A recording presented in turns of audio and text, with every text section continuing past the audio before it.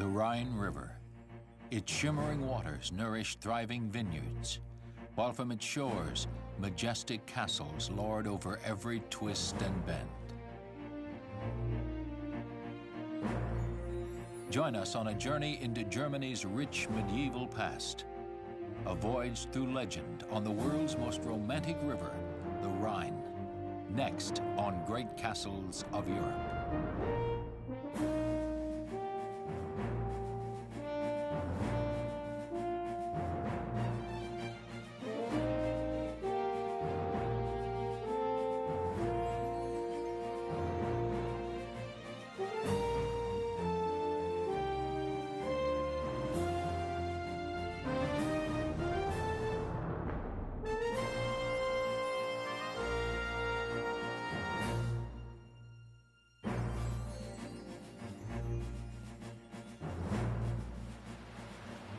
Formed by melting snowfields high in the Swiss Alps, the mighty Rhine carves an 800-mile channel through the heart of Europe.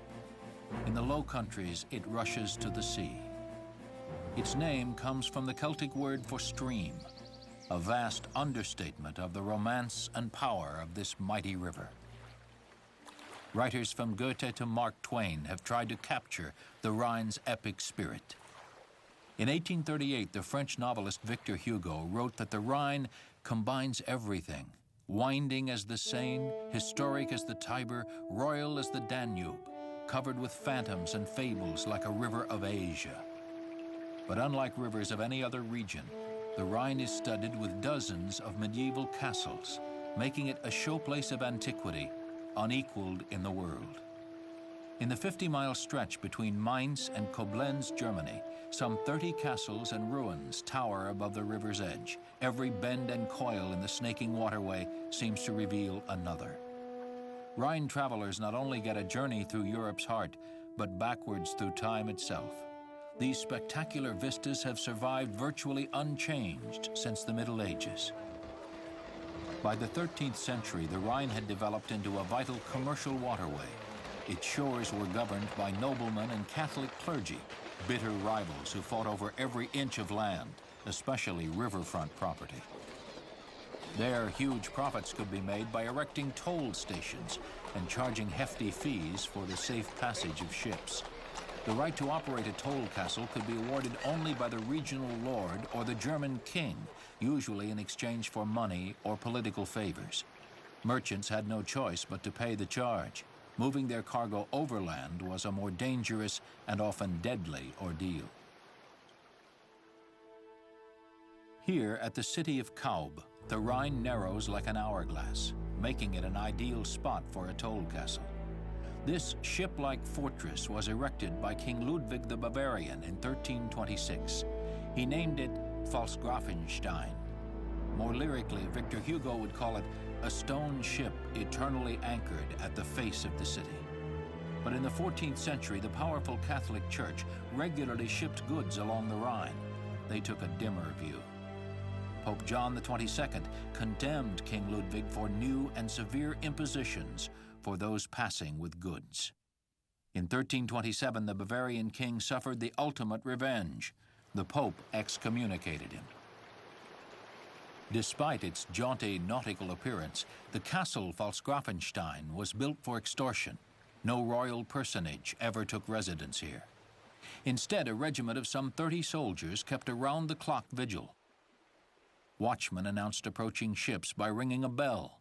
The castle's toll rider would board each vessel, examine its cargo, and assess the toll. To keep boats from slipping by unchecked, a canal on the Rhine's east side forced them to pass next to the castle. For merchants trying to run the gauntlet, a watery grave awaited. Huge stones hurled from catapults rained down on them. Cannons aimed through gun ports could target every inch of the river. Here on the castle's west side, the Rhine is rocky. In addition, a heavy chain stretched across the river's width. Wayward ships stranded here were sitting ducks. The troops stationed at Pfalzgrafenstein did all their fighting from a distance. Their ranks were made of cripples and retirees. Accommodations in the castle were also second-rate. All walkways connecting the castle rooms are exposed to the elements. Garrison quarters inside are Spartan, but functional. Built into a watchtower suspended over the Rhine, this rudimentary toilet empties straight into the water. The ship-like Volksgrafenstein heads ceaselessly into the current, but its seafaring design was only partly for show. 6 watchtowers add strength to its river-battered ramparts. Its bow continues to protect the toll castle from rising currents and ice flows even today.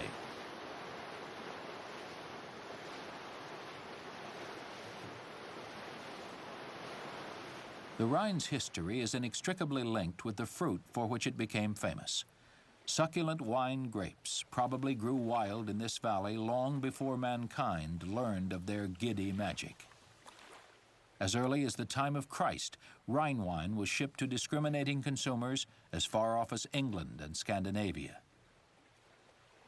In time, the nectar of the vine made this valley rich, or rather, it enriched those who owned the toll castles and vineyards. To further line their coffers, these rulers taxed the peasants who worked their fields.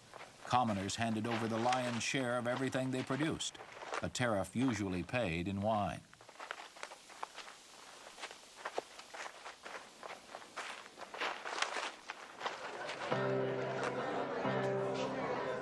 As for the peasants, the wine they manufactured gave them cause to celebrate, socialize, and forget.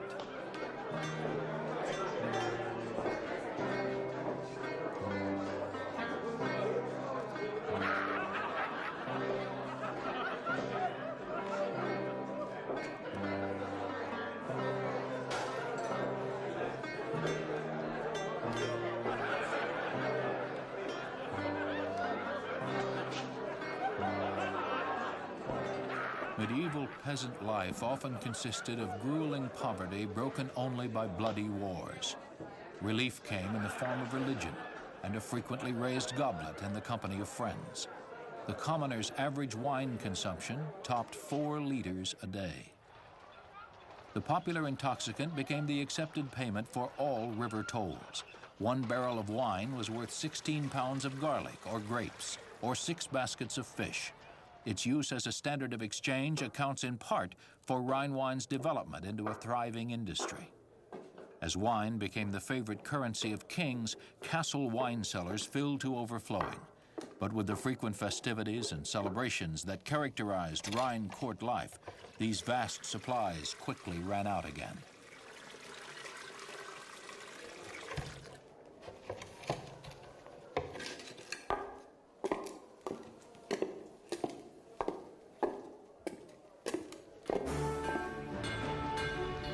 In addition to fine wines, the Rhine gave birth to epics of heroism and valor. At a place called Dragon's Rock, the legendary prince Siegfried used an enchanted sword to slay a fire-breathing beast. By bathing in the monster's blood, the prince became invincible. Wagner's famous opera, Ring of the Nibelung, immortalizes the hero, killed finally through the cunning of the jealous Queen Brunhild, who perished with him. To this day, the Lower Rhine's red wine bears the name Dragon's Blood. This region of the Rhine got its name from another tale of feminine guile and the supernatural. Here, the scenic Rhine curves sharply, and the swift current grows treacherous. Steep rocks jut skyward from the river's edge.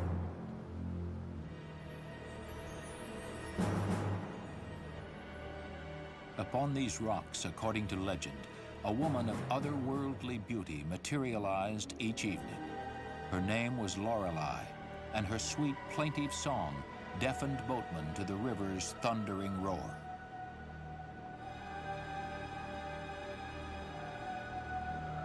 When the men regained their senses, it was too late. They could no longer steer clear of the rocks, nor keep the jealous waves from swamping their boats. And the beautiful Lorelei, over the cries of drowning sailors, she continued her siren chanting until the morning sun chased off the night.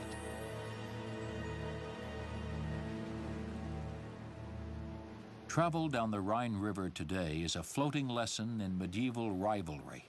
At every curve, another castle appears high atop the riverbanks. Each represents a landlord's claim to all the territory below.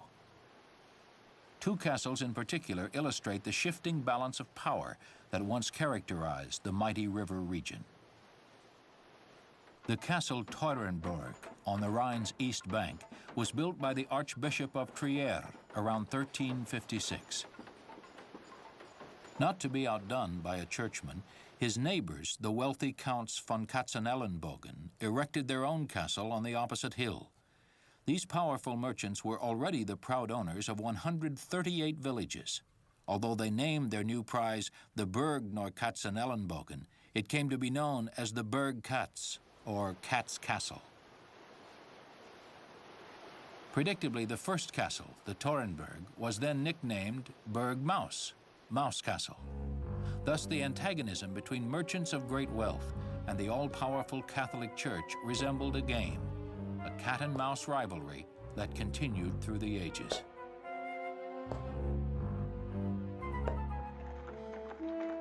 When they weren't baiting one another or pressing their vassals into service, the lords of the Rhine passed leisurely days with pleasant diversions. Favorite at the Burg Maus was hunting, using falcons and eagles, a blood sport that originated in the Orient. Survivors of the Crusades and well-traveled merchants like the Katzenelnbogen counts brought falcons and falconers to Europe and the British Isles. There, the sport thrived among the privileged classes. The quarry these eagles are after are pigeons and other small birds. On the winds of the twisting Rhine Valley, they will soar indefinitely before diving after prey or returning to their master's glove.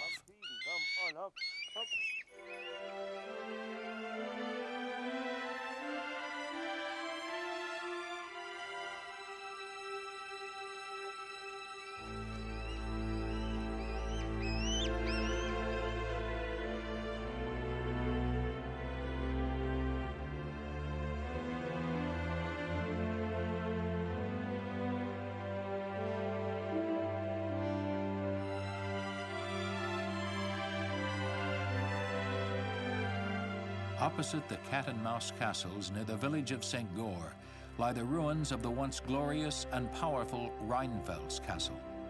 The Rheinfels was also constructed by the powerful Counts von Katzenelnbogen, who for years used it as their main residence.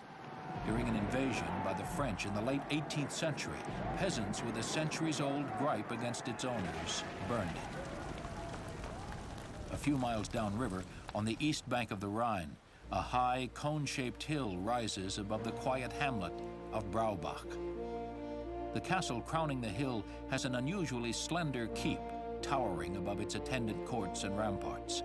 While it is a massive and presumably easy target, this castle alone among the Rhine landmarks has remained unscathed by enemy attacks. This is the Marksburg.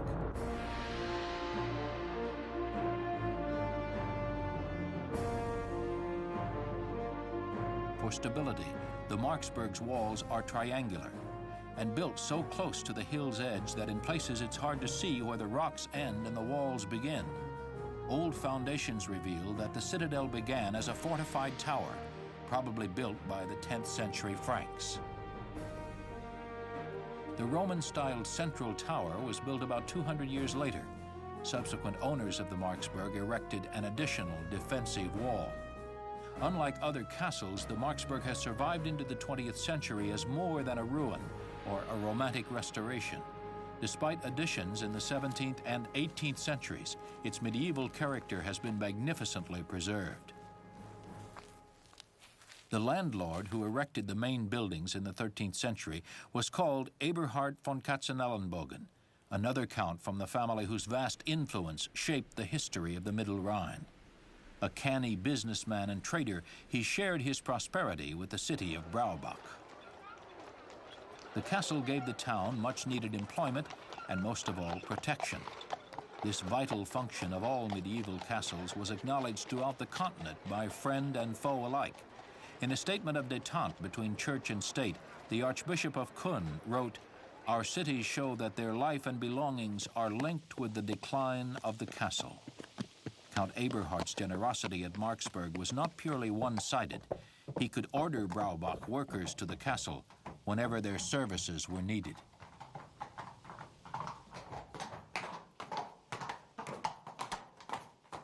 For Eberhard's court, access to the castle on horseback was a strict necessity.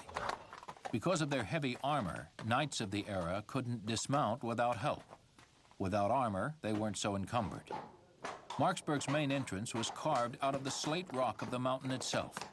Rough-hewn steps prevented horses from slipping during rains.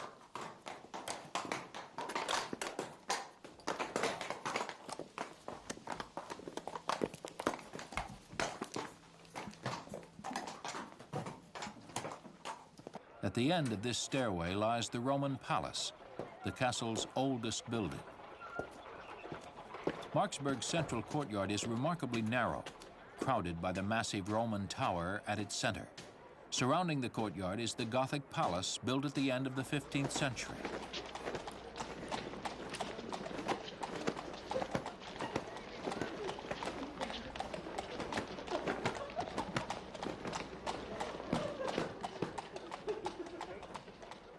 The palace's sharp roof is protected with slate, excavated for the castle's foundation.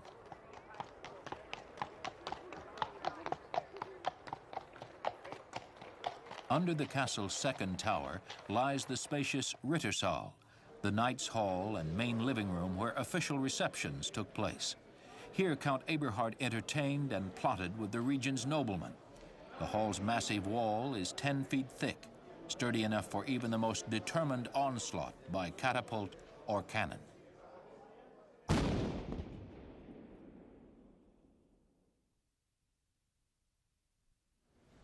Adjoining the Knights' Hall, inside the second tower, is a striking polygonal chapel spanned by groined vaulting in 10 sections.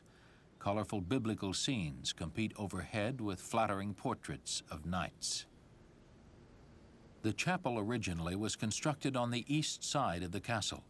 Later it was moved to the castle's south side, its most vulnerable face. God, its builders reasoned, would protect his sanctuary. To help transfer the Holy Spirit to the new chapel site, these ceremonial heads were also moved. They represent the 7 deadly sins, expiated only through prayer. This portrait depicts St. Mark. He played a vital role in the legend that gave the fortress its name. Long ago, Elizabeth, a maiden of the castle, became secretly engaged to a knight called Sigbert. When Sigbert went to war on behalf of his king, Elizabeth waited for him, but in vain. Word came that in a gruesome battle, her beloved had been killed. In her grief, Elizabeth was comforted by a stalwart monk called Marcus. Soon a mysterious knight named Rochus appeared, asking for Elizabeth's hand. Reluctantly, she agreed to be wed, and the kingdom celebrated the nuptials, all except for the monk, Marcus. He was suspicious of the mysterious Rochus and prayed for guidance. On the night before the wedding, Marcus had a strange and disturbing vision.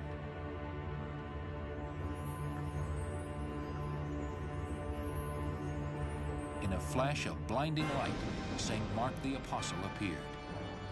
Giving Marcus a cross, he told the loyal monk that Rochus was the devil himself.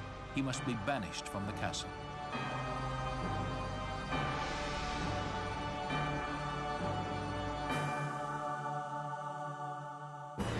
In the morning, Rochus and Elizabeth were to come to the chapel. Marcus waited for just the right moment. The demon screamed. Beneath him, the earth opened wide. The Apostle Mark appeared once again to protect the mortals with a holy sword. Since that day, Schloss Braubach has borne the name of the saint, Marksburg. Centuries later, in 1937, St. Mark made another appearance at the castle.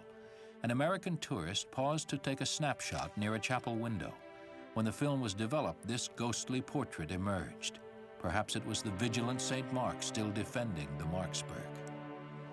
In the 14th century, the already formidable influence of the von Katzenelnbogen family grew unchecked. Their toll castles choked the Rhine from Mainz to the Dutch border. The Marksburg was just one of dozens. Chief of the von Katzenelnbogen clan was Philip the Elderly, and adventurous if aged bon vivant. Even in his twilight years, he craved parties, the hunt, and adventure. Yet at home, Philip was locked in a stormy marriage to Anna von Württemberg. Perhaps this accounts for his far-ranging travels to exotic cities in Africa and China. Eventually, Philip sent Anna to one of his distant castles. Later, he divorced her. At the time, divorce was such a sensitive matter that the church reserved it for the rich and mighty.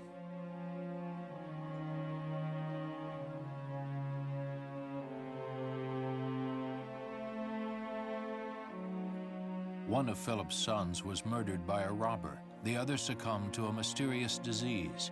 Philip, at 72, faced his life's greatest challenge, producing a new heir. He married once more to another Anna, this one from the von Braunschweig family. She was just 20 years old. But the union was fruitless, and when he died in 1479, there was no male von Katzenelnbogen to carry on the family name. His beloved castle Marksburg fell into the hands of his son-in-law, Heinrich von Hessen. But with their own castle far away, the von Hessens had only a fleeting interest in the Marksburg. They visited long enough to pay their respects to the fallen lord, then stripped the castle of its valuables, including Philip's extensive library and treasures of silver and gold. Still seeking profit in the majestic relic, they built an outer defensive wall and leased the castle as a troop garrison. No nobleman would ever live here again. Marksburg's years as a regal showplace had ended. An era had come to a close. The decline of all the great Rhine castles began in earnest shortly after, as the 16th century got underway. With the region shattered by wars, many castles were crippled or destroyed. Their once mighty ramparts and towers were no match for the explosive weapons of the frightening new age. Yet perhaps due to its fearsome appearance and the knowledge that its new cannon batteries were trained constantly on the world below, the Marksburg was left in peace.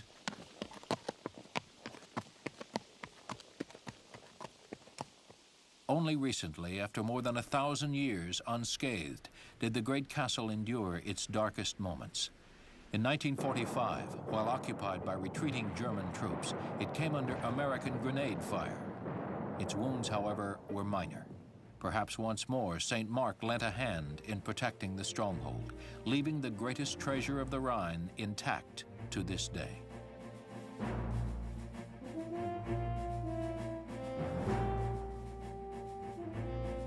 Today, the Rhine region hosts adventurers of a different sort.